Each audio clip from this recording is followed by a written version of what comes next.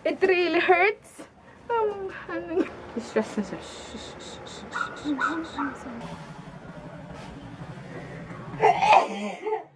Ano? Kulkog man. Kulkog nga. Yeah. Di ba, hindi sila nakamove.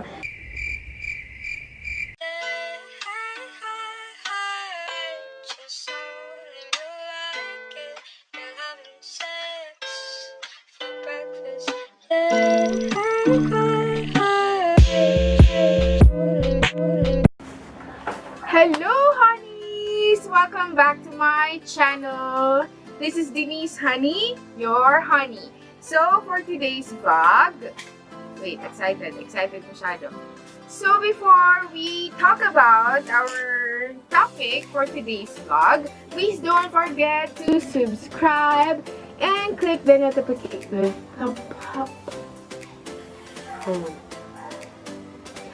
To subscribe and to click the notification bell para updated kayo sa mga new videos ko. I won't promise pero feeling ko for this week marami akong mga i-upload na videos. Yun, meaning walang magawa ang lola nyo. So, ito po si Diana. Ano lang, pa-fire up niya lang yung ilaw namin dito sa taas. Nandito ako ngayon sa mini garden ko sa rooftop garden ko. Kakatapos pa lang ako magpagawa ng ganito, ng plant racks. Kasi, hindi na nagkakasya yung mga plants ko. Isang side pa lang to na pinakita ko kasi yung other sides hindi pa po siya tapos. So, yon, maybe comment lang kayo if gusto nyo makita yung garden ko dito sa taas. Pwede tayo mag-tour, tsaka yung room tour ko din dun sa sa study area ko kung saan maraming plants din po. So yun, ang init. Sobrang init. Okay, for today, wow, thank you. Ayun, may electric fan na tayo. Yung plant ko mas stress. Yan, okay, yan. So, for today po, our vlog will be about repotting. So, paano ako repot ng plants ko if bagong bili ko pa lang sila. Hindi po lahat ng plants ko, like for example, about a plant today, hindi ko siya agad-agad nire-repot. Sometimes, binibigyan ko siya ng ilang days na maka-adjust sa bagong environment niya, which is dito sa bahay namin. So, hindi ko siya agad nire-repot. Yung iba naman, like, if feel ko na hindi siya happy sa soil niya from the seller, nire-repot ko din siya agad. Pero ito ngayon, I will be repotting 2 plants. Nasaan yung phone ko? I will be repotting 2 plants kasi ito sila, dumating to sila, I think, 4 days ago. Yeah, 4 days ago, and feeling ko dry na yung kanyang soil. So, ipapakita ko sa inyo kung ano yung soil mix ko na ginagamit like sa regular plant and all. Okay, so to start, ito sa atin muna.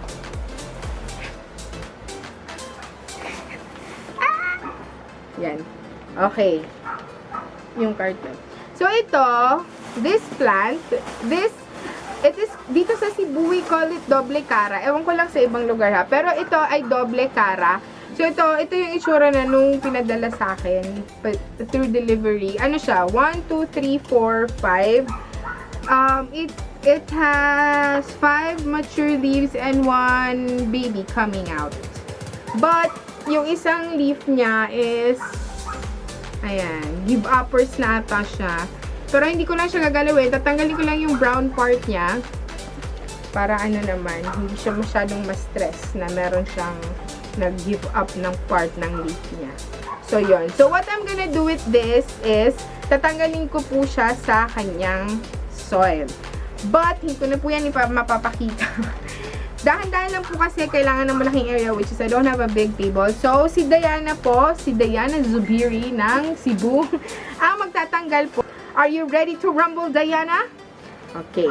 So, habang kinukuha ni Diana yung soil, papakita ko naman po ang isang plant pa na ating i-repot. This one. So, nice, no? They are so pretty. So this it have 4 leaves, 1, 2, 3 mature leaves, and then this baby here is hindi pa masyadong pigmented yung black area niya. Black area niya. No kidding. So, ayun.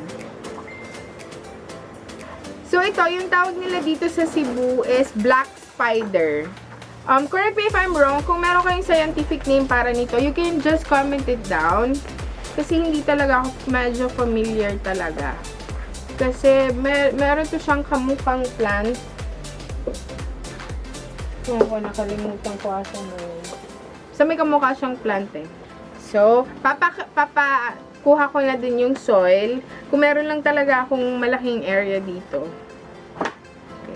So, right now, habang kinukuha yung soil niya, papakita ko sa inyo yung mga ginagamit ko na mixture. First is yung rice hulls. Diba? Rice hulls. Ito, hinahaluan ko nito. And then, another is yung cocoa peat. Ito yung malaking percentage ng mixture. So, tatlo kasi ito silang ginagamit ko for regular soil mixture ko. One is the rice hulls. Even kahit hindi carbonized rice hull, it's okay. Second is this, cocoa peat. And the third is vermicast. I don't use garden soil. I don't use, I just, this one, vermicast. Wait, masyadong maraming nakuha ko. Ayan. Vermicast. I use vermicast. For their percentage, I use like 20% vermicast, then, 25% vermicast, and then 25% rice hulls, and then 50% na cocoa peat. Papakita ko sa inyo. Oh, this is so sad. Okay, so ito yung nakita, yung binili ko na doble cara. Sad to say, yung may brown leaf niya, kaya pala ho siya nag-give up is because, wait, kita ba? Hindi kita eh. Yan. Kaya ho siya nag-brown kasi dahil hindi na po siya connected sa roots. And then, meron yung isa din, this is sad, but it's okay. Merong isa din ito na mababali na siya. Konti na lang. Pero hindi ko siya tatanggalin ata. Or what do you think, guys? Tanggalin na lang. Hindi na kasi siya nag-hold on. So, I think I'm gonna let this one go. So, yan yung gamit ng ating scissors. Pag hindi na mag-hold. Pag hindi na mag-hold on daw, let go na. Huwag nyo nang anuhin ko. Charot. Ito, so, 45-degree angle yung pag-cut natin. So, ito siya. Basta kung may mga plants or leaves na nag-give up na or hindi na ginagawa ko, kumukuha ako ng container. I'm gonna putting it distilled water. Tapos, lalagay ko lang sila dun up until na mag-give up na talaga yung niya. Yung leaves niya. Parang pan-display na lang din. So, ito yung roots niya. I think, okay naman yung roots niya. And checking it, wala naman siyang rot. No rot problem. No root rot problem. So, it's okay. Okay. Yan, ako nililinisan ko talaga ito eh. Kasi, sometimes yung mga soil na nasa loob is, like, tumitigas na siya. Tapos, nagkikling siya masyado sa roots. Kaya, yun. Okay. Okay, so, nasan yung pot natin para dito? I'm gonna start na. Ako? Pili ka ng taas eh. Itong black. Actually, marami kaming iriripat ngayon. But, ito lang muna yung papakita ko. Kasi, kasi maganda sila eh. They're so pretty. Ayan. Doble cara. So, this doble cara. Please comment down sa scientific name nito. Okay, so I'm gonna use this pot. If repotting also, you have to consider the size of the pot that you're gonna transfer it to. Kasi, sometimes, like, meron kasi ibang plants na gusto nilang nagsisiksikan sila sa isang pot. And then, it encourages them to, like, be a bushy plant. But sometimes, meron ding gusto nilang maluwag yung aanuhan ng ano nila, ng roots nila. So, ito, I think this is the perfect size of a pot. Ayan. Perfect lang siya. Diba? Ayan, meron siyang drainage. Ang init talaga. Bless you! So, I'm gonna let you see. I'm gonna put cocoa peat. Cocoa peat muna. Cocoa peat. Yan. Tapos, rice hulls. So, actually, naano ko lang. So, you don't need to have like a measuring cup or whatever. You don't need to do that. You just have to feel the surface texture of your mixture. Ayan. So, dalawang haklop ng kamay ko yung ano, yung cocoa peat. Isa naman yung sa rice hull. Tapos, isa sa, tawag nito sa, oh my gosh. Wow. Tapos, isa na naman din sa rice hull. So, i-mix ko lang yan siya ng mabuti.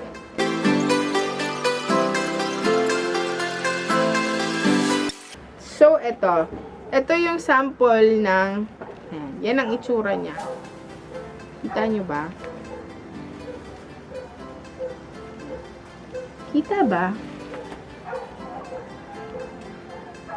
Ayan pala, oh. Ayan. Yan ang sample niya. So, ang sa itsura niya pa lang, kulang siya ng vermicast. So, dadagdagan natin ng isang haklop ng vermicast. Hindi kasi ako gumagamit. Sasabihin nyo, ay, ang ano naman yan, ang mahal naman ng ano, ng mixture niya. Kasi vermicast, ganun-ganon. Kasi, guys, you have to consider that the soil is the life platform for plants.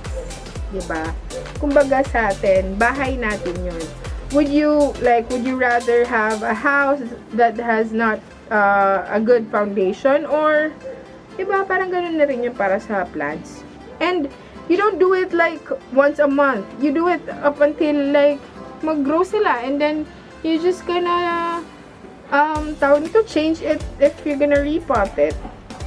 Which brings me to that topic na if you're gonna repot, don't do it often kasi nasistress sila. And then, diba, kaka-adjust pa lang nila sa first time na nag-repot ka. Tapos, i-repot mo na naman, mag-a-adjust na naman sila. Yung ganon. So, it's better talaga na hindi nyo siya marirepot. And it keeps you from repotting your plants if gumagastos talaga kayo sa soil mixture nyo. Diba? Yes. Yon. So, yan naman ang itsura niya ngayon.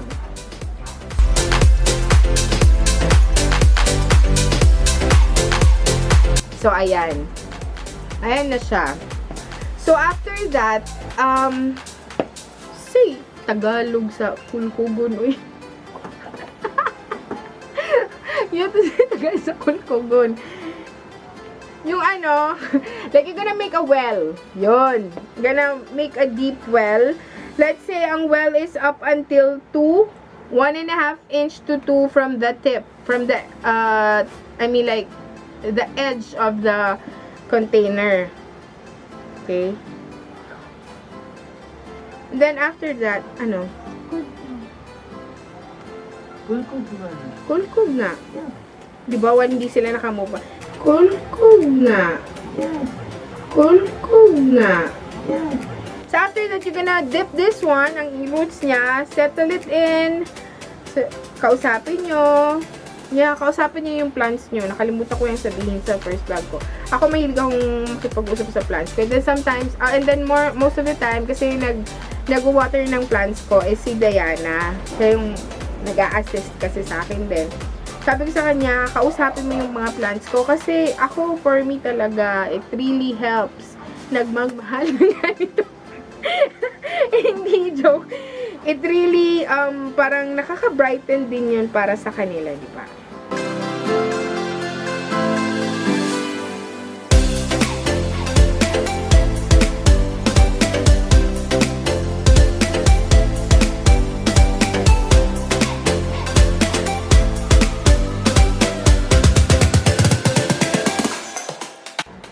yun. Ito, tapos na. Ayan.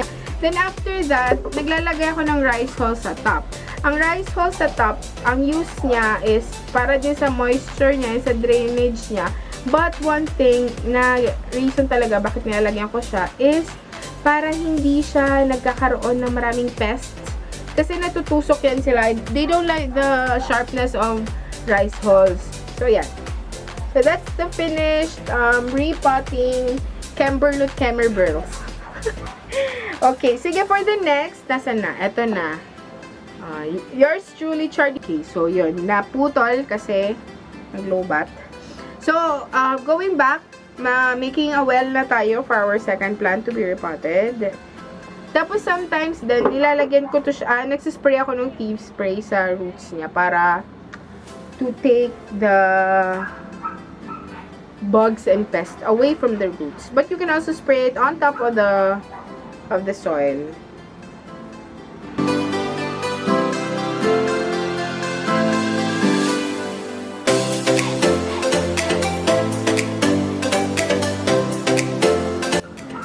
So, ito na yung dalawang tapos na nating i-repot. So, after that, we're gonna spray our thieves spray papunta dun sa roots. Ayan, oh.